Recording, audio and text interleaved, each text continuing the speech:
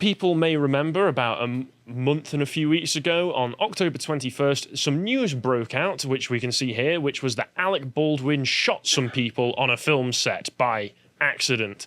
And for all intents and purposes, this does seem like it was an accident. Just as a reminder, it was on the set of a new film, and a little independent film that he was working on called Rust, which was a Western, and he was handling a prop gun, which is, for all intents and purposes, a real gun for a shot. They were adjusting some stuff and the gun went off, and it ended up killing the director of photography, a woman called Helena Hutchins, and also wounding the director of the film, a man called Joel Souza. Since then, this has sort of gone a bit dark until Alec Baldwin decided he needed to come out and let us all know that he's definitely not the victim. Wink, wink. Yeah. Because he came out recently and did this. If you want to move along, John, he did an interview with ABC talking about the full events and his responsibilities in them of what happened on the Rust set, which seems to be an interesting tactic to go for. You know, I'm sure there is a police investigation going on into this at the moment. I'm sure Baldwin's lawyers are currently on standby, and they probably said, don't do this, for the love of God, what are you doing? Don't do this. Because any lawyer will tell you, stay very quiet while there is still an investigation going on. And Alec said, no, I must speak to the people. They need to hear what I have to say. And honestly, the interview is very strange and a little bit conspiratorial, I would say. So I thought it would be interesting to go through some of the choice clips from throughout it, because it is also interesting to sort of build a timeline of the events that make me think that, no, Alec, this is all of your fault. But we'll get into that before I poison the well any further. So let's just play the first clip where he's talking about why it is that he felt the need to do this interview, along with the follow-up of how he's definitely doesn't want to be seen as the victim, guys, I swear. A couple that I did concern myself about, where there were these authoritative statements about this is what happened. The sheriff's department hasn't even released a report to the DA yet. The reason I wanted to sit down with you is because I really feel like I can't wait for that process to end in February, March. I mean, I'm not asking them to speed it up for my benefit. That's ridiculous. But I am saying that they're going to do what they need to do, and I wanted to come to talk to you to say that I would go to any lengths to undo what happened. I would go to any lengths to undo what happened. I think the big question, and the one you must have asked yourself 1,000 times, how could this have happened? Well, there's two things I want to say about that. One is that when I talk about this, my concern is that I don't sound like I'm the victim. Two things there, Alec. One, you just said the sheriff's department still hasn't even put in the full report to the DA. So why are you doing this? This is not the time to be doing interviews on this thing and turning it into a press tour. Two, how can you not be trying to portray yourself in some form of sympathetic light by coming out to tell your side of the story before any of the rest of the investigation is done? He's trying to demonize himself before it starts. Obviously. Yeah. This whole thing comes across as incredibly cynical. I do believe that he does want to, if he could, go back and have that not happen. But, absolutely. Too bad. Yeah, too bad. This is something that happened. You're going to have to live with it. And moving forward, this is not the best way of handling any negative press that comes about as a result of it.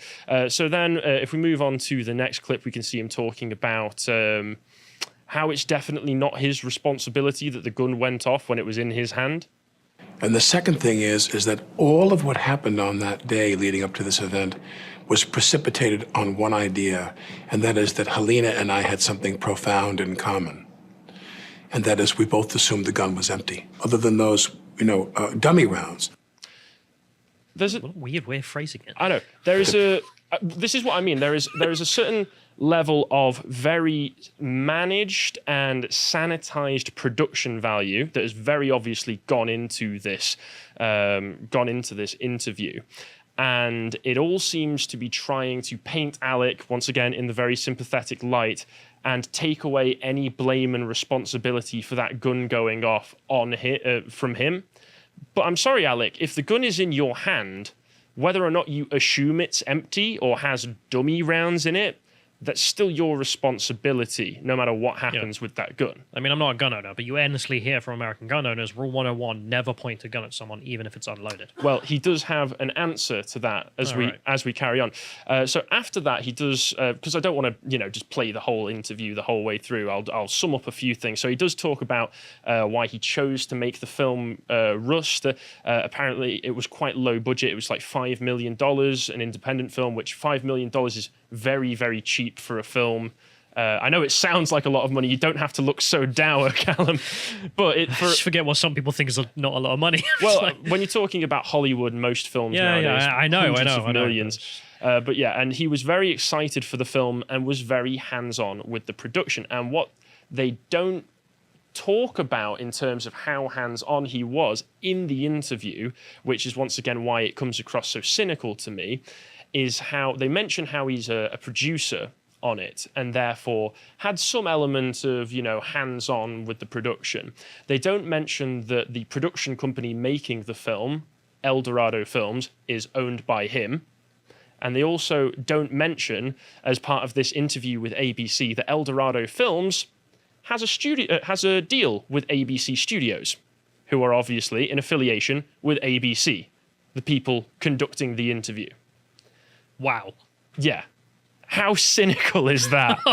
I mean, dear God, the whole thing just comes across to me like a massive and obvious attempt by ABC to save whatever they can from this burning wreckage of an investment they have in front of them. I mean, is he trying to save his own studio at this point? Because they've lost $5 million on that film. He's trying to make back some of that $5 million doing these interviews. I don't know. I mean, he's trying to save his reputation, and it's obvious that ABC also have quite the vested interest in being able to sort of wash their hands of it as well. This company that we have a partnership with, in which the guy who owns it we're doing the interview with, he did nothing wrong. Oh, I'm very shocked. And one of the other things that they get onto a little bit later is the fact that the armorer on the set, who is like a prop master, obviously the person who handles all the weapons and has all the gun knowledge, was a woman called Hannah Gutierrez Reed, who was 24 years old at the time, and whose father is a well-respected armorer within Hollywood. And she was like the master armorer on set, which is quite an important position for someone so young to be holding, especially when their father is got some pull in the industry, shall we say. So it seems to be a clear case of nepotism, and the question is brought up: did you think that? Did you have any hand in her hiring? Did you think she was a good hire, given how inexperienced she was and how young she was? And he basically... So, hang on. Is she the one who's responsible for putting live rounds in there? I believe so. As an armorer, I believe your duties are to obviously handle the gun, teach the people on set how to use the guns properly and handle them properly, and also is in charge of any of the rounds. There's also another person who was on set called Dave Halls, who was the assistant director, who also had responsibility for holding the guns. They go into it all in the interview, and at the end of any take where they were using a gun for whatever reason, it would either be Hannah or Dave Halls that they had to pass the gun over to. And the other thing is that dummy rounds that he did mention there are apparently different from blank rounds, because blanks actually do have some kind of charge in them that they can go off that create the puff of smoke and stuff, whereas dummy rounds just look like a bullet. But at the same time, you should never assume these things. No. Especially because prop guns, people talk about prop guns like they're their own special thing. No, they're just guns.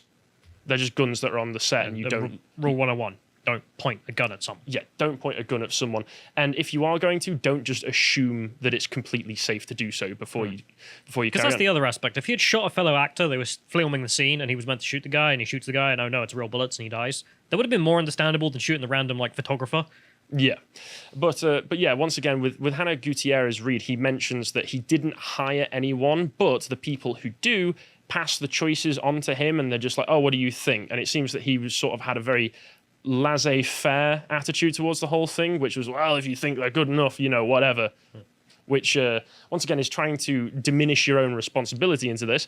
But if we carry on, we've got another clip where he's describing Helena, who is the woman who obviously died in this situation. And I just want to show his reaction, because obviously this is still a tragedy. He did kill somebody accidentally, so he does have a great deal of regret in regards to this. So we can just play this. People who watched The Daily said that her work was beautiful. She was someone who was loved by everyone who worked with and liked by everyone who worked with and admired.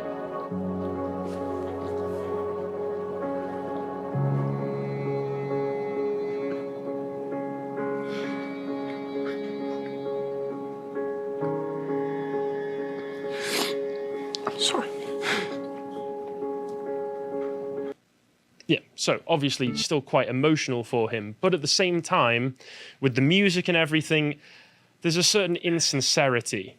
It may just be the way American filming goes and editing, but if that was British, you'd just play the crying. You wouldn't add music, you wouldn't have like 3 cuts in there. You wouldn't try and dramatize the thing, you know? Yeah, and he does begin crying again later on when he's discussing something else that's somewhat less morally substantive, you could say, than having murdered, well, not murdered, obviously, that implies intent, but having killed somebody.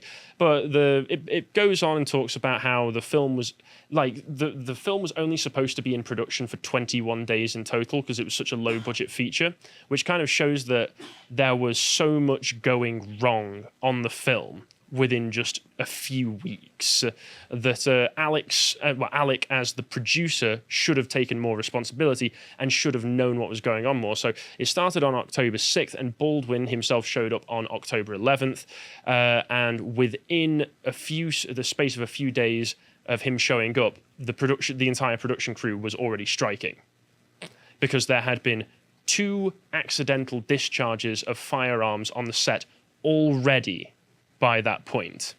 So it's like, Alec, your job as a producer was not being, you were not taking the appropriate seriousness with it.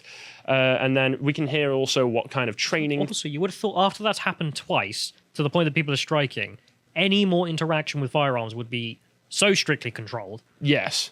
And you should probably check if 2 guns have already discharged accidentally, you should buy probably, some new ones. Yeah, or you should probably just at least check what's in them before you handle them. But we can see what kind of training he went through with the guns with Hannah Gutierrez Reed in this clip here. We spent an hour and a half shooting the pistol, her giving me all her safety instructions. Did you think she was up to the job? I assumed because she was there and she was hired, she was up for the job. And nothing she did raised any red flags with you? No. Okay. This training course you do, what did she tell you? She said things like, remember, this is a blank round, so you have to create the discharge yourself because there's no projectile. Okay, that sounds quite lax in terms of the sort of training that you'd expect with a firearm, and also, once again, trying to diminish and just dismiss any responsibility that he had by just being like, well, I just assumed. To be honest, though, there's a bit of me like, there is no way anyone in charge of firearms on set wouldn't immediately say, don't point it at someone. And I'm thinking when he's looking back at, you can see him, like some cogs turning of him thinking what she reminded to say. He's never going to say that, I was told by the armorer, don't point it at someone. Because then immediately it's his fault, and only his fault. Exactly. But yeah, there's a bit more information here. Well, I mean, the thing is, he talks about how Hannah wasn't just the armorer, she was also the assistant prop master. And the interviewer rightly brings up, okay, she's doing a dual role on a very small production where there is a very limited amount of time that all of this is supposed to be going down. So is it that she could have been stretched and wasn't, attending to her duties properly? And Baldwin basically just goes, low-budget films, everyone's stretched on low-budget films. I'm stretched on low-budget films. So, what are you going to do? But the thing is that, once again, does not absolve you of any responsibilities, Alec. We all know we have many examples of what happens on stretched and stressed out film sets. I mean, obviously, the most immediate comparison that you can make to this whole incident, which everybody already has made, was with The Crow from the early 90s. Are you aware of that situation? Just for anybody, Callum included, who may not be aware, The Crow was the film set where Brandon Lee died when he got shot in a very similar manner by a prop gun during the filming of one scene, but where this was a scene where he was supposed to be being shot by another actor. Makes far more sense. Yeah, primarily due to the fact that there was a massively overworked, tired, and very stressed out production crew on hand. And another one that people don't bring to mind, but should more often because it is such a tragedy, was about the Twilight Zone, right? You've heard of it, at least. Heard of it, yeah. Yes. They did a film in the 1980s, which was like a compilation of different stories done by different directors. And one done by John Landis involved a scene where they were having a helicopter flying above people at night. And due to how reckless the production was and how stressed out and tired everyone was, the helicopter, when they were filming the scene, came down on the primary actor, Vic Morrow, killing him. And his final act, as the helicopter came down on him, it's gruesome and horrible, was trying to protect the two children who were extras for the scene, who both also died. So you've got to recognize the dangers that come with any film production when you're involved with, heavy machinery or guns, whether or not you just want to say, everyone's stressed out, everyone's stretched. No, you don't have time to worry about that sort of stuff. Also, I don't care. Like, you think you're special because you're in Hollywood, therefore it's okay to be negligent. If this was on a work site and you'd overwork the men to the point that someone had died in the factory owner couldn't just be like, come on, everyone overworks their staff to this point. Yeah. No, the negligence is still there. And it's not like there weren't already massive signs of what was going on. Once again, there were the 2 accidental discharges, and there was a man called Lane Lupra, who was the first camera assistant, who on the 18th of October emailed his resignation to the production company, citing safety concerns on the sets. And this was apparently the first time that Alec had heard anything about issues with the production, despite the fact that Lane's resignation cited the 2 discharges and said that everybody was tired, there was no rest, and the accommodation for the crew was like 2 hours away. So by the time everybody even got to set, they'd already had to not have enough sleep because getting there to and from already took up, 4 hours in total.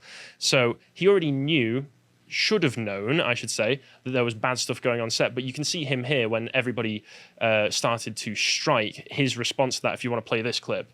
This photo, posted by Helena, showed the cast and crew in solidarity with IATSE, the International Alliance of Theatrical Stage Employees, which had been on the verge of a strike. And Alec posted this on Instagram. And I want to say to the people in IATSE, do what you need to do. You want to go on strike? Go on strike. Because I'll tell you something about the executives. They don't give a about you. So standing there in solidarity with the striking crew who all left on the 21st of October, which is the day it happened, didn't stop him from carrying on the production with non-union production crew, though. Wow. Yep. So another case of Alec seemingly being disingenuous to Isn't he a big face. left-wing advocate as well? Yes, he's a big anti-Trump, anti-gun advocate. I am shook. I know, right? I'm shook that the anti-gun advocate knows nothing about how to handle guns. Yeah, but he says that this guy who emailed his resignation, Lane, that his main complaint to him personally was that they needed better hotel rooms and didn't mention anything about any other dangerous incidents on set. But once again, how could you not have known that 2 guns had already accidentally discharged when they shouldn't have on the set? Obviously, when this ends up going to court, that's going to be laid out and he won't have a defense. Yeah. So you're either a very unconvincing liar or just kind of dumb, Alec. Sorry to break that to you. And then we can see once again him talking about his solidarity with the production crew, if you want to play this one. Because what I was about to do, which I've done on any number of films and TV projects, was to give more of my salary back to the production to pay for X. And I was about to say to him, let me know what it would be to B&B you guys in a house that's closer to how we can address your problem. I will be happy to contribute to that. The next day, they were gone. So you had no sense from anyone on the set that people had been stretched to the point where safety was compromised? No. I never heard one word about that. None. Explain the resignation. Yeah, explain the resignation, which clearly laid out the concerns. Explain how you somehow didn't know that 2 guns had discharged when they shouldn't have. And let's move on to the next clip as well, where he's talking about the nature of the low budget. Were costs being cut at the expense of safety and security? In my opinion, no, because I did not observe any safety or security issues at all in the time I was there. Once again, how can anyone believe you in that circumstance? You're either lying or just massively incompetent, Alec. I mean, honestly. But then it carries on with a little bit more background. So it's October 21st is the day where the incident happened. Lane and the other production crew walk off set. The non-union crew show up. Once again, obviously don't care enough to halt the production until they get what they're asking for. He tries to play it off at one point that the people judging him in the mainstream press don't understand what it's like to be on a film set. And he's like, oh, you know, I used to love filmmaking so much, and then all of a sudden I just stopped after a while, and this film was what was bringing me back to my love of filmmaking. I've worked with Anthony Hopkins and Meryl Streep, and he starts crying again. Except this time, unlike the other time he cried, you can see that he's actually got tears running down his face, which makes the first one seem weirdly insincere. Not saying anything definitive there, it just once again makes it seem very strange. But then he says that on that day he was handed what was called a cold gun. What he was told was a cold gun, and in his experience, a hot gun means that there is something in it, like live ammunition, whereas a cold gun means there's nothing in it. But then he clarifies to say that cold gun means dummy rounds, but that could also mean blank rounds, which are the ones that can kill people. But once again, whether or not you are told that there's something in it or not, you still check it yourself. That doesn't absolve you of the responsibility. Also, you never point it at someone. Yeah, also don't point it at someone. But then, talking about that, we can see this clip here talking about how the actual incident happened. But we kept doing this, and so then I said to her, now in this scene, I'm going to cock the gun. And I said, do you want to see that? And she said, yes. So I take the gun and I start to cock the gun. I'm not going to pull the trigger. I said, do you see that? She goes, well, just cheat it down and tilt it down a little bit like that. And I cock the gun. I go, can you see that? Can you see that? Can you see that? And she says, and then I let go of the hammer of the gun and the gun goes off. Sorry, what? So you're pointing at the photographer here. Yes. You cocking the gun. And then she says, oh, you're done now. I'll just, like, lackadaisically just throw my finger off of it. I mean, because the thing is... Alec, but, I mean, this is his excuse for pointing it at someone, right? Is yeah, that, well, he needs to see what it looks like. They were setting up a shot, yes. Right. But once again, that just shows kind of a weird irresponsibility of the production crew, that they would just be happy to not do any movie magic, like just, you know, point the camera at a mirror, so he's not actually having to point it at anyone. They might not have a mirror around, so that's fair. But then, you know, I mean, if they've you got are going $5 to million. point it at a human... They could surely afford a mirror. Well, you know, low budget. But if you're at the point where you're like, right, okay, no, I need to check it. We have to get the photography right so you can see how it looks when I point the gun at you. Okay, fair enough, whatever, right? Well, in which case you would triple bloody check that there aren't goddamn bullets in it.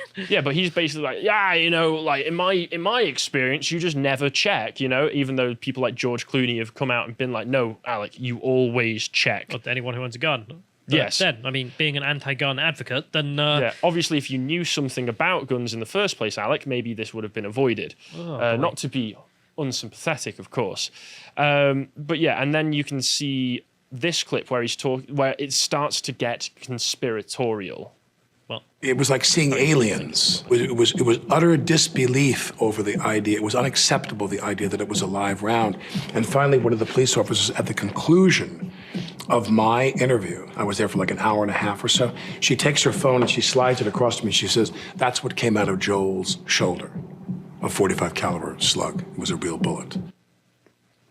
So there you can see where it's starting to get reframed. It wasn't just an accident on an irresponsibly managed set. It was someone put a bullet in the gun, and I want to find out who put it there. This is not one of your films, Alec. It's not some grand conspiracy. It's pretty obvious what happened. Like I mentioned this before we started, but there's like some memes that it's like Agent 47 planted the bullets. Yeah, exactly. And a hit. There was no like government interference, somebody sneaking on set to plant a live bullet in your gun. No, it was an irresponsibly managed set where everyone was stressed, tired. You had production crew who had just arrived that day, an inexperienced armorer, and in the chaos and confusion, obviously the wrong type of ammunition was put in the gun, handed to you. You were too stupid to check, and then this happens.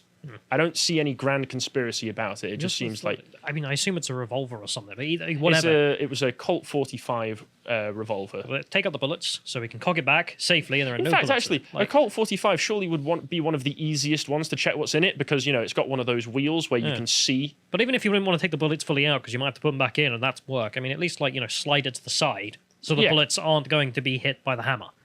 Yeah. But whatever. But yeah, and then we've just got 2 more clips on this, so if we just play the next one. People said to me, I got countless people online saying, you idiot, you never point a gun at someone. Well, unless you're told it's empty, and it's the director of photography who's instructing you on the angle for a shot we're going to do. And she and I had this thing in common where we both thought it was empty, and it wasn't. And that's not her responsibility. That's not my responsibility. Whose responsibility remains to be seen.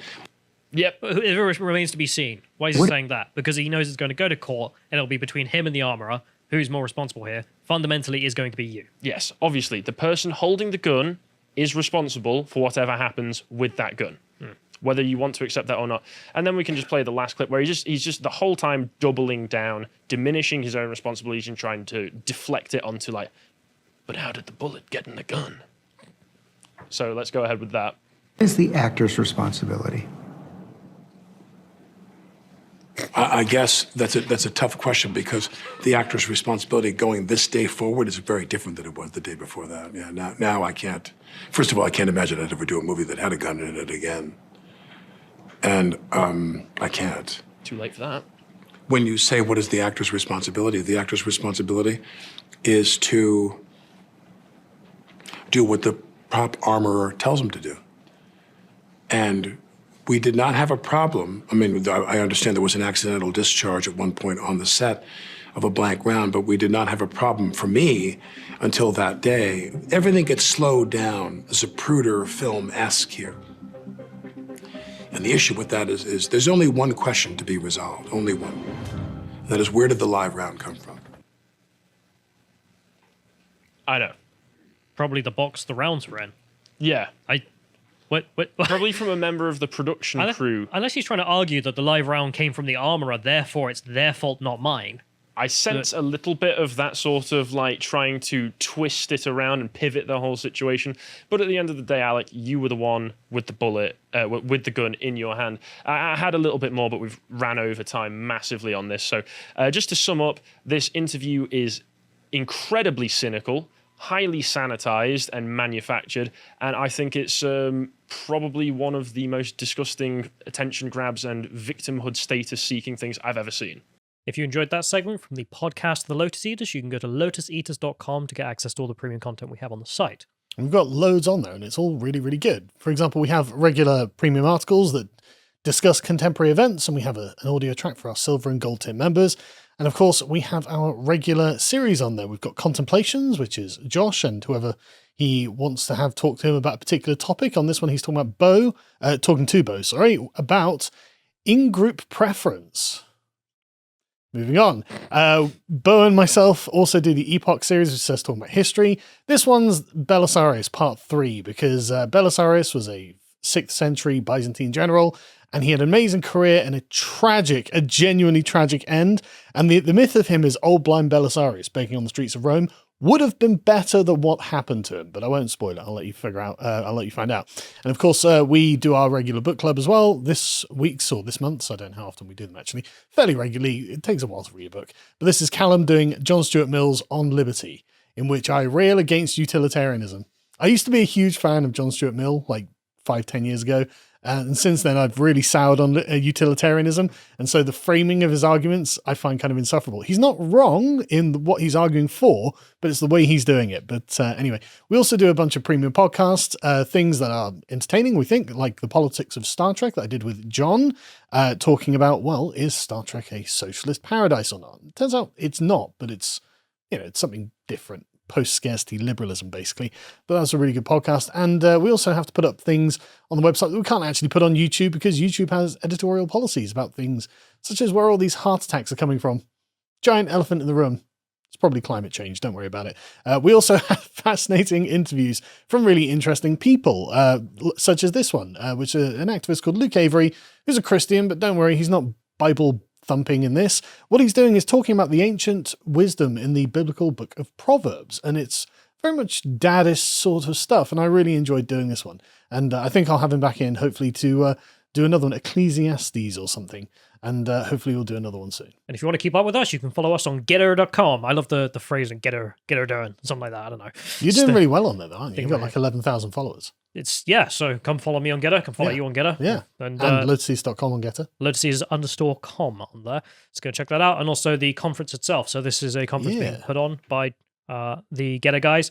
This is on the December the 8th. So update on this, the Getter conference has been postponed until further notice. We will let people know as soon as we have more information. Apparently it was postponed thanks to the global freakout in response to the Omicron variant. So sorry about that. So if you'd like to get access to all that premium content, you can subscribe at lotuseaters.com. Thank you and goodbye.